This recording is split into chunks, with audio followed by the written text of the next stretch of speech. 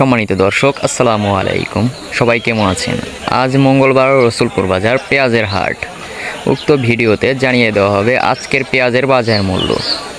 তো দর্শক, আজকে রসুলপুর বাজারে প্রতিমন পেঁয়াজ বিক্রি হচ্ছে 2200 থেকে 2400 টাকা।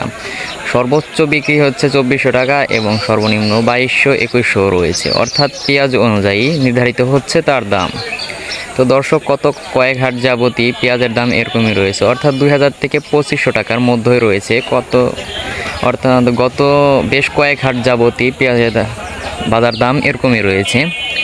তো দর্শক, দেখতে পাচ্ছেন আজকে পেঁয়াজ একটু বাজার পরিস্থিতি একটু খারাপ বললেই চলে, অর্থাৎ বেচাকেনা একটু কম হচ্ছে এবং গত কয়েক হাটের চেয়ে পেঁয়াজ আজকে একটু কম রয়েছে।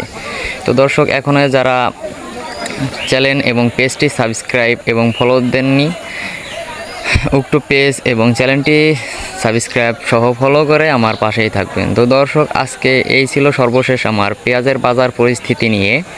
রসুলপুর থেকে সাব্বির হোসেন, নগরকান্দা, ফরিদপুর।